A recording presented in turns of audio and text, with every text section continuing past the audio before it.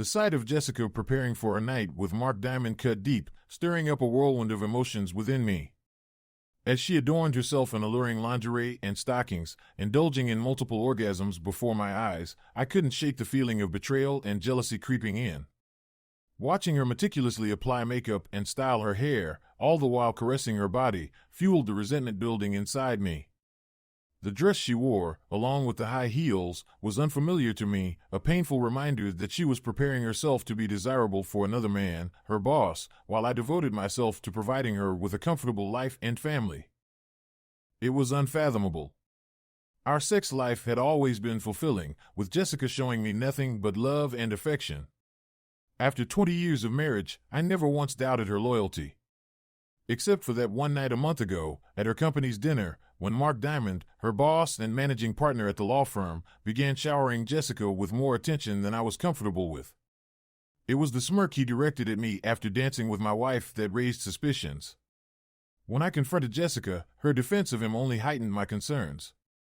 Suddenly, the late meetings and missed lunches took on a new significance, prompting me to investigate further. The more I dwelled on the situation, the more infuriated I became. Jessica worked as Mark's personal assistant, while Mark himself flaunted his success with ostentatious displays of wealth and a younger trophy wife named Stella. Mark's penchant for mocking others, including my job as a screw and fastener salesman, added insult to injury. Despite not having a glamorous career like Mark's, my job provided a comfortable life for my family, including our daughter Sarah's college education. We lived contentedly in a pleasant community with supportive friends, albeit without the lavish lifestyle Mark enjoyed. The night Mark belittled my job in front of my wife and others infuriated me, not just because of his arrogance, but also because of Jessica's defense of him. "So, Johnny, how's the nut and bolt business? I bet you get screwed a lot, ha ha ha. It must be fun having to work at Home Depot every day." When I witnessed Jessica laughing along with the others, a surge of anger swept through me, and I chose to walk away without uttering a word. To her credit, Jessica approached me later and inquired about my abrupt departure. When I voiced my discomfort, she attempted to downplay the situation. "Oh, honey, he's just joking around. He likes to be playful. Don't take it so personally. Come back with me, he's actually a nice guy." Against my better judgment, I remained at the dinner for the remainder of the evening. Reflecting on that moment now, I realized I might have overlooked some warning signs. Despite considering myself nobody's fool, I failed to speak up. I can comprehend the allure of Mark to others. He exudes confidence as the alpha, the tall, strong, handsome man, the affluent partner at the firm, the one everyone wants to associate with. And Jessica, as his closest confidant at the firm, held a pivotal and trusted role by his side. It all began to make sense. Mark's younger, attractive wife didn't deter him. He desired everything, including another man's wife, as evident from his behavior. In the following week, I took swift action to confirm whether my suspicions were valid or merely paranoia. After receiving 6 audio recording devices and 5 video cameras, I initiated my plan. I strategically placed the first video camera within the smoke detector on our bedroom ceiling, while the next 2 captured different angles of the bedroom for comprehensive coverage. Additional cameras were stationed in the master bathroom and living room. All cameras boasted live feed capabilities, up to 8K recording quality, and a wireless link to a dedicated computer I positioned in the attic, accessible via a mobile app. Alongside the video surveillance, I employed discrete audio devices. One was concealed within a pen, discreetly positioned near the kitchen phone, while another was discreetly installed in Jessica's car. The remaining standard audio recording devices were strategically positioned within her 3 favorite purses and behind our bed. With this comprehensive setup, I aimed to capture at least 90% of her conversations and activities within the home. A sense of foreboding enveloped me as I prepared to embark on my sales calls for the upcoming week. As always, Jessica showered me with affection and intimacy before my departure, just like every other time I left for an overnight trip. Her expressions of love and physical affection were unwavering, starting with tender kisses and sweet words professing her love for me and my big cock. Her intimate gestures and lovemaking were moments I cherished, and she never failed to deliver. After a series of sweet kisses, she trailed down to my erection, teasing it with kisses, caressing my shaft and sucking my balls until I was fully aroused. With a sultry look, she enveloped my hardened member in her mouth, sucking and slurping while maintaining eye contact. It was a sensation I relished, especially when she paused just before my climax. Transitioning, she straddled me, impaling herself on my erect 7-inch cock and riding me to multiple orgasms throughout the night. After she collapsed onto the bed, I eagerly pleasured her with my mouth, inducing yet another earth-shattering orgasm, the third of the evening. Sensing her complete satisfaction, I positioned myself atop her and entered her dripping wet pussy. "I love you so much, and I love making love to you, sweetheart," I murmured as I penetrated her. Tears glistened in her eyes as she smiled back, whispering, "I love you too, baby. You're amazing, and I'll love you forever." Engulfed in a tender embrace, we engaged in passionate lovemaking, gradually intensifying our movements until I climaxed deep inside her. As we reached the pinnacle of ecstasy together once more, it was a night of profound connection and love, reaffirming my belief in her fidelity. For a moment, I almost abandoned my surveillance plan, overwhelmed by our intimacy. However, I maintained my resolve and departed as planned for my 2-night trip. Before leaving, we shared a heartfelt goodbye, and by 6 p.m., I was on the road for my 3-hour journey to the hotel. During the drive, I reflected on the past 6 months, searching for any anomalies. Aside from the unsettling encounters with her boss, there was nothing amiss, prompting a smile as I dismissed my unfounded paranoia. Upon reaching the hotel, I settled into my room and accessed my laptop. After checking work emails, I navigated to the server in my attic to review the recent footage. Though I anticipated nothing noteworthy, I indulged in watching my beautiful wife's activities. To my astonishment, I stumbled upon a phone conversation she had with Mark an hour after my departure. The video captured her lying on the bed, engaging in a dialogue with her boss. I could only hear her side of the conversation as I watched in disbelief. Her words echoed in my mind. "Hi, sweetheart, he's gone, and I'm all alone." "Yes, 2 nights this time. When can you come over? Won't your wife ask where you're going? Oh my God, that's great. Can you spend the night with me? I really want to wake up next to you." "Oh yes, absolutely. I'm all yours, baby, and yes, my pussy and ass belong to you. What time will you be here then? Okay, see you soon. I love you, baby." Stunned and betrayed, I grappled with conflicting emotions. Barely an hour after professing her love to me and experiencing intense intimacy, she had arranged to spend the night with him. Questions swirled in my mind. Who was this woman, capable of such duplicity? How could she profess her love to me moments before betraying me? And most pressing of all, was he coming over tonight? For the following hour, I observed my wife meticulously preparing for a rendezvous with her lover. Witnessing her shower, don her enticing lingerie, slip into heels, meticulously apply makeup, and spend 30 minutes styling her hair was an agonizing yet strangely arousing spectacle. I had always known her to possess a seductive allure, but seeing her in this state of allure reserved for Mark rather than her faithful husband ignited a maelstrom of anger and jealousy within me. Despite the evidence before my eyes, I found it difficult to accept. Was Mark truly coming over tonight, or was this all a dreadful misunderstanding? My lingering doubts were dispelled minutes later when the doorbell rang, signaling Mark's arrival. I watched in real time as he entered our home and planted a hard kiss on Jessica, captured by the video camera. The intimate exchange between them stoked my fury, but it paled in comparison to the profound hurt I experienced as I witnessed her lead him upstairs to our bedroom. The pain intensified as I observed her undress him with that infuriating smile adorning his face. He stood tall, boasting a muscular physique, chiseled abs, and a sizable member, dwarfing my own. Despite the onslaught of jealousy, rage, and anger, I couldn't help but begrudgingly admire this despicable man. Jessica, transformed into a carnal creature, knelt before him and skillfully brought him to climax, swallowing his essence, an act she had vehemently refused with me. The sight left me reeling with a mixture of shock and disgust. Meanwhile, I was engulfed in a whirlwind of fury and loathing for this predatory intruder. After a second bout of nausea, I endured their passionate lovemaking for the next hour, knowing deep down that my marriage was irreparably shattered. However, the most agonizing part of the night came during their post-coital conversation. Mark initiated the dialogue as they lay entwined in each other's arms.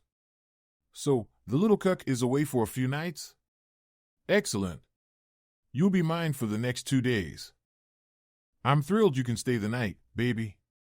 I've longed to wake up beside you for so long. I cherish being with you, Mark. Yes, I relish the thought of having you all night while hubby toils away. What a fool.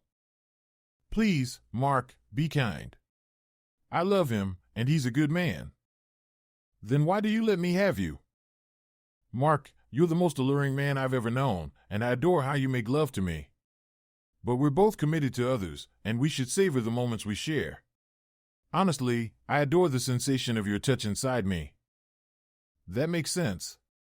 I adore your tightness too, but what I truly cherish is the way you make me feel cherished and adored. Your affection surpasses that of my wife or any other woman I've known. It's more than just physical, it's the emotional connection you provide, Jessica. That revelation struck a deep chord within me, for the love she spoke of was meant solely for me, yet here I was confronted with the painful reality of her sharing that love with another man. Despite the anguish, I couldn't tear myself away and continued to watch their intimate exchanges. Does your husband satisfy you like I do, Jessica? Mark queried, his voice laced with possessiveness. He's a skilled lover, but no, he's not like you. You awaken sensations in me that defy explanation, Jessica confessed. You promised me your ass tonight, and I fully intend to claim it. You assured me it's untouched territory, right? Mark pressed, his desire evident. Nobody has taken that from me, Mark. But I'm apprehensive, I fear it might hurt, Jessica admitted vulnerably. I'll be gentle, but I crave the ownership of your ass, something your pathetic husband will never have, Mark asserted with conviction. Mark, I've already gone further for you than I ever would for him or anyone else. Isn't that sufficient? Jessica pleaded, seeking reassurance. As I listened, a profound sense of sadness and betrayal washed over me. I closed the laptop, unable to bear witnessing any more of this betrayal in the sanctity of our home and bed. Throughout the sleepless hours that followed, consumed by a tumult of emotions ranging from anger to the thirst for revenge, I resolved that there would be consequences for their actions. Upon my return home, everything appeared normal, an illusion of love and respect, as if nothing had transpired in my absence. Jessica greeted me warmly with embraces and kisses, but the affection I once felt was replaced by revulsion, and I recoiled from her touch. Concealing my turmoil behind a facade of normalcy, I meticulously organized the recordings and videos, safeguarding them with backups and encryption. Over the following weeks, I meticulously orchestrated Jessica's schedule, leaving no opportunity for clandestine encounters. Despite her inquiries about my travel plans, I remained vigilant, ensuring she remained unaware of my suspicions. However, a telling conversation I overheard during her commute to work confirmed my suspicions and fueled my determination to unveil the truth. When will your husband be out of town again? I need you, Mark's voice crackled over the phone. I'll find out. It should be soon, Jessica replied eagerly, unaware of my scrutiny. Armed with this knowledge, I strategically planned a brief trip, intending to catch them in the act during my absence. That evening, while watching a movie together, Jessica casually inquired about my upcoming travels, oblivious to the underlying tension. Honey, when's your next trip? She asked innocently. Suppressing my rage, I responded with feigned nonchalance, Sweetheart, are you trying to get rid of me? Do you have a secret lover who visits when I'm away? I added with forced joviality. Unfazed by my jest, Jessica maintained her composure. Don't be silly. I enjoy having you at home. I was simply hoping your travel schedule had eased, she replied smoothly. No, sorry darling. The job still requires occasional travel. Yes, I'm scheduled for an overnight trip next Tuesday and will return Wednesday, I confirmed, concealing my mounting suspicion behind a mask of normalcy. She spoke with conviction, saying, I hate it when you have to leave. I wish you didn't have to travel like this. I miss you so much when you're gone. Her words, accompanied by a warm embrace and a loving kiss, filled me with a depth of affection I couldn't articulate. Yet, knowing she bestowed this same love upon another man ignited a fierce desire to scream and lash out. Despite the turmoil raging within me, I maintained my facade, concealing my turmoil as I awaited the unfolding of my plan in the coming week. On Tuesday, as I packed for my trip, Jessica and I shared what would be our final intimate moment. After tonight, there would be no us. She bid me farewell with a tender kiss, and I couldn't help but wonder if she detected the sorrow in my gaze as I looked upon her for the last time. Her expression shifted, leaving me uncertain of her thoughts. Showtime. Instead of departing for my trip, I returned to my office and resumed work at my desk late into the evening, a routine that raised no suspicion among the few coworkers present. At approximately 7:30 p.m., the video camera captured Mark's arrival at my home, where he greeted my soon-to-be ex-wife with another affectionate kiss. The stage was set. Using my phone app, I deactivated the video camera and stashed my phone in the desk drawer to evade GPS tracking. Silently slipping out of the office, I retrieved my folding electric bike from the car trunk. Clad in a black hoodie, I set off on the 12-mile journey back home, aiming for stealth and swiftness. Arriving at the house undetected, I entered through the rear sliding door I had rigged to remain open. Ensuring I went unnoticed, I listened for any signs of discovery before proceeding to the bedroom, where the sounds of their tryst confirmed my arrival went unnoticed. With calculated precision, I retrieved the short-barreled shotgun and aluminum bat from the closet, positioning the shotgun discreetly against the wall and brandishing the bat as I approached the candlelit bedroom. My wife lay on her back, entwined with Mark's imposing frame as he thrust into her, violating the sanctity of our marriage bed. Without hesitation, I swung the bat with force, the impact resounding as Mark crumpled to the floor. Seizing the shotgun and illuminating the room, I confronted Jessica, her expression morphing from shock to horror as she realized the gravity of the situation. "Oh God, no. Please, no. This can't be happening. Why are you here? You're supposed to be away," she pleaded in desperation. "Why the hell are you fucking another man in our bed?" I retorted sharply. "Shut the hell up and pay attention." The imposing figure, now semi-conscious and propped against the wall, bore a 6-inch gash from the forceful impact of the metal bat, blood trickling down his forehead. As he gradually regained awareness, he confronted the enraged figure before him. "Damn, that hurt. Why'd you do that, man?" he groaned. "You're kidding, right? You're screwing my wife in our bed, and you expect no reaction from me?" the angry husband retorted. "What's your plan?" he inquired, his nervous gaze shifting to the gun pointed in his direction. "Feeling worried, big man? Scared the cuckold might retaliate? I know about your secret affair, and tonight, you pay the price. I'm going to end you, Mark. Tonight, it's curtains for you," the husband taunted. "Everything you've built will crumble, all for some used pussy. Hope it was worth it, asshole," he added with disdain. "Dude, if you kill me, you'll spend your life in prison," Mark reasoned, his voice tinged with apprehension. "To hell with that. Tonight, we all meet our maker." "How does that sound, asshole?" the husband declared, intent on instilling fear in both of them, though he harbored no genuine intent to take lives. Yet, reveling in their suffering provided a semblance of satisfaction. Feigning agitation, he observed Jessica, now sobbing and curled in a protective ball, attempting to shield her nudity with a bedsheet. "Sweetheart, please, don't do anything rash. I love you, truly. Lower the gun, and let's talk this out," she pleaded, her voice tinged with desperation.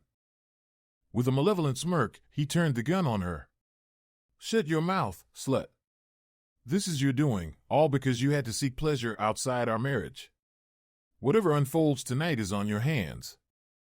Look at your pathetic lover, whore. He's wet himself like a little boy. You're not much of a man, are you, jackass? Should have kept some diapers handy," he taunted, projecting an aura of instability to underscore the gravity of their situation. The shotgun shells, custom-made with 25% salt and 75% oleoresin capsicum, were designed not to kill but to inflict excruciating pain and potentially lasting damage. With no intention of committing murder, The husband aimed to instill enduring fear and ensure a night they'd never forget. Once Mark, emboldened by recovery, attempted to disarm him, the husband seized the opportunity. As Mark lunged, exposing himself, the husband discharged the first round into his groin. The deafening blast was eclipsed only by Mark's agonized screams, the capsicum cloud enveloping him as he writhed in torment, his genitalia mutilated by the blast's force. Several minutes later, as he sat in pain and bleeding, I delivered my terms. With a kick to capture his attention, I addressed both the big man and my unfaithful wife. "Listen up, asshole, and you too, my cheating wife. I'm leaving shortly, and you'll take this loser to the emergency room before he bleeds out. No calling 911, you'll drive him to the hospital. Keep your mouth shut about how this happened or my involvement. If either of you spills that I knew about your affair, the video, audio, and photos I've gathered will go public.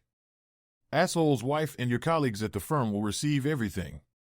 I've also set up a website with over 2 hours of your sex scenes, which will be sent to everyone in your circle.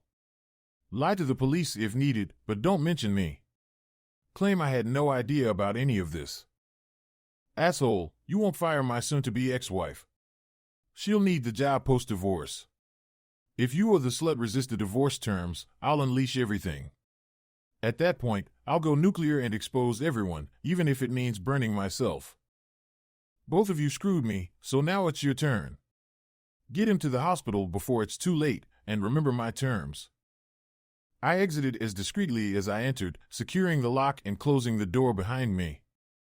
The bat and gun were stashed in a bag over my shoulder, then discreetly disposed of in separate parts of the river as I rode the bike back to my office. I discarded the surgical gloves before my return, ensuring no trace was left. Back at my desk by 9 o'clock, I bid farewell to the IT staff before leaving for my trip, maintaining the illusion that I was at work all night. By the time I returned home the next day, chaos ensued. Mark underwent surgery for penis reconstruction, but the blast's proximity destroyed his testicles and inflicted severe damage to his penis, leaving him with less than 4 inches of mutilated flesh. With a concussion from the impact, he claimed to have no recollection beyond approaching his assistant's home with paperwork. Aware of the leverage I held, he wisely remained silent, knowing I could destroy his career. Jessica remained speechless about the incident, claiming she heard the gunshot and rushed outside to find Mark naked, prompting her to take him to the hospital without waiting for an ambulance. Both stuck to their stories, but Mark's wife didn't buy it, which spelled trouble for him. Meanwhile, I spent the afternoon dismantling the surveillance equipment, uploading everything to an encrypted cloud server, and disposing of the equipment. Any traces of my knowledge of their affair were now safely stored in the cloud, beyond anyone's reach. Around 6 p.m., Jessica entered the living room to find me nursing a bottle of whiskey. She appeared broken and sorrowful, a side of her I'd never seen before, briefly evoking a moment of pity from me. Tears welled up in her eyes as she attempted to explain, "Johnny, I know what you saw was awful, but you have to understand, I wasn't in love with him. I know how it looked and sounded, but you have to trust me. Everything I did was for you. Whenever you were away, I felt lonely, and Mark was there to keep me company. Yes, it turned sexual, but it was just sex. Please believe me." Her explanation left me dumbfounded and skeptical. "Jessica, I've heard your explanation, but I can't shake off the image of you with him. And those words of love you said, I can't help but feel they were for him, not me. It's over, Jessica. 20 years down the drain because of your boss and your affair. We'll both have to live with the consequences. Thanks for the pain and misery," I replied bitterly. "What do we do now?" she asked through tears. "We're done. I'll never understand what you did or why. I can't forgive you, but I'll keep your secret. You need to move out. I'm selling the house. Don't make me out to be the villain in this, or I'll make sure everyone knows the truth about you. Sign the divorce papers and don't resist, or it'll be worse for you," I declared firmly. Crying uncontrollably, she pleaded, "He's not my boyfriend, and I don't love him. Can't we work this out? I'll do anything to keep us together. Please don't leave me." You know, Jessica, if it was just about the physical aspect, perhaps there could have been a chance for reconciliation through counseling or separation.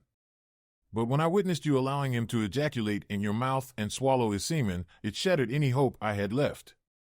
Hearing you declare that you'd never do that for me was a blow I couldn't recover from. I also overheard you offering him something you never offered me, your ass. These actions alone extinguished any possibility of us getting back together. But what truly destroyed my love for you was hearing the intimate words you shared with him, words that were meant only for me. Knowing that you gave him not only your body, but also the love that was exclusively ours, I can never take you back or trust your love again. Your betrayal is something I'll never forget or forgive, and I want nothing to do with you once the divorce is finalized. As for that asshole, if he ever crosses me, I'll ensure both of you suffer the consequences without hesitation or warning. Despite hours of pleading for forgiveness, Jessica left the next morning and sought refuge with her parents until the house was sold. Over the following week, the police questioned me repeatedly, attempting to implicate me in the incident. With the help of a lawyer, we made it clear that unless they had evidence, I wouldn't cooperate without a warrant. Since there was no incriminating evidence and I had an alibi, they ceased their inquiries. The incident was eventually classified as a random burglary and assault. Jessica and her family made numerous attempts to reach out, expressing remorse and a desire to reconcile through counseling and apologies. However, I chose not to respond to their calls or visits. I changed my phone number and cut off all contact with them. Losing Jessica was agonizing, but the memory of her betrayal and infidelity was too painful to overlook. At 42 years old, she was now a single mother living in a one-bedroom apartment on her modest salary. The comfortable life she once enjoyed had vanished, and her daughter and family held her accountable for the failed marriage. Alone and facing resentment from her family, Jessica found herself in a downward spiral of depression. Mark, more concerned about salvaging his own marriage, treated her poorly at work and blamed her for his personal and professional problems. Demoted to a mundane administrative role with no prospects for advancement, she was ostracized at work after rumors spread about her past relationship with Mark. Jessica's life had taken a drastic turn for the worse, with no friends, no husband, and a bleak future ahead. Every night, Jessica cried alone, consumed by her longing for Johnny. Her heartache was relentless, and she dwelled on her actions and the loss of her husband constantly. Sarah, trying to support her mother, witnessed her deteriorating health as Jessica neglected proper eating habits and turned to heavy drinking.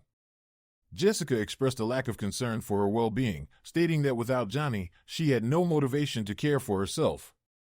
When Sarah sought advice from her father, he sympathized with Jessica's plight but couldn't overlook her betrayal, refusing to engage with her again. Meanwhile, Stella pieced together the situation and made Mark's life unbearable. She relegated him to one of the guest rooms and exacted a heavy toll for his infidelity. Stella began dating younger men while Mark remained to cover all expenses. Although she agreed to accompany him as arm candy for business functions, they led separate lives. Mark's future was bleak. He would never again experience sexual pleasure or find love. His life-changing moment, driven by the desire to pursue another man's wife, left him with a significantly diminished penis due to nerve damage. Furthermore, the gunshot obliterated both his testicles, eliminating any sensation and leaving him impotent. Despite his intense anger towards me, he remained inactive for several months. Months later, I was attacked outside a bar by unknown assailants, sustaining injuries that landed me in the hospital for 2 days with broken ribs and 20 stitches. It was clear they aimed to kill me, and I attributed the attack to Mark's desire for revenge. 6 weeks after the assault, feeling recovered, I contacted Mark's office. "May I speak to Mr. Diamond?" I requested. "He's in a meeting." "Can I take a message?" the secretary responded. "Tell him to meet me at 1 p.m. this Friday at the French deli across the street," I instructed. "I don't make appointments for Mr. Diamond," she replied. "Just pass along the message. 1 p.m. Friday, French deli, be there alone. Johnny." "Thank you," I insisted. At our lunch meeting, Mark entered the deli and approached my table. "Sit down," I instructed. "What do you want?" he demanded. I disregarded his outburst and began speaking. "Thank you for meeting with me today. Your associates did quite a number on me, but unfortunately for you, they didn't manage to finish the job. Since you chose to disregard my warning about seeking revenge on me or my family, you've left me with no choice but to take action. I handed him a folded piece of paper and continued, "Here's a link to the website specifically tailored for you, asshole. Don't bother attempting to shut it down, as it's being operated out of Syria with 3 redundant servers at different locations. It's untraceable, and even if you were to locate the initial server, the odds of finding the other 2 are slim to none. In other words, you're screwed, and I hold all the cards." That's the website address. Take a look when you return to your office. I've obscured Jessica's face as she shouldn't bear the consequences of your sins. She's already endured enough. After you've perused the website, I want you to contemplate how your firm, your wife, your children, your friends, and your family will react upon seeing the 2 hours of explicit videos. I intend to have them posted on various popular adult websites along with your name, profession, address, and phone number. His anger escalated. "Look, you've already ruined my life, and I'll never be the same, especially sexually. Just put an end to this, or I guarantee you'll disappear." You see, that's precisely why we're here today, Mr. Diamond. I want this to end. You've robbed me of the most precious thing in my life, my wife. You've shattered our 20-year marriage, and I cannot allow you to walk away unscathed. I'm willing to take the risk of being taken out, as you say, but I'm determined to exact revenge for the beating your associates inflicted on me. All right, calm down. What are your terms for making this go away? 2 non-negotiable conditions. Firstly, you will cease any retaliation against me or anyone I know, including Jessica. Secondly, you will deposit $1 million into this account by the end of the day on Friday. If the funds are not transferred by Friday at 9 p.m., I will take action against you. I'm aware of your net worth and what I could obtain through legal action, so consider this request a generous offer. And how can I trust that you won't destroy me regardless? You'll have to trust me. I am a man of my word.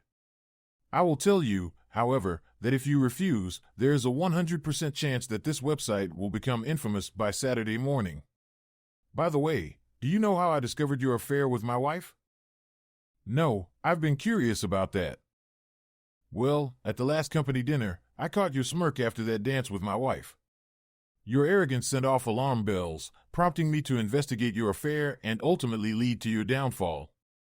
You were one of the most arrogant assholes I've ever encountered, and I hope you suffer for the rest of your days for what you've done to my once happy marriage. The funds were transferred, and we sold the house, dividing the assets. Jessica received enough money to sustain a comfortable lifestyle as long as she continued working or found another partner. Mark upheld his end of the agreement by keeping her employed, but their relationship remained strictly professional. Jessica never remarried, seldom dated, and lived with the guilt of her actions, which had deeply hurt both men. She lost her marriage and the love of the man she had envisioned spending the rest of her life with, ultimately ending up alone and battling depression. She passed away before her 50th birthday, a broken and sorrowful woman. Only her daughter Sarah attended the somber ceremony where her ashes were spread. Johnny continued working for a few more years before retiring to a quaint oceanfront town. He married a kind woman who satisfied him both intellectually and sexually, yet he could never replace the unique love that only Jessica had provided. They never communicated again, and he only heard about her through Sarah, whom he cherished.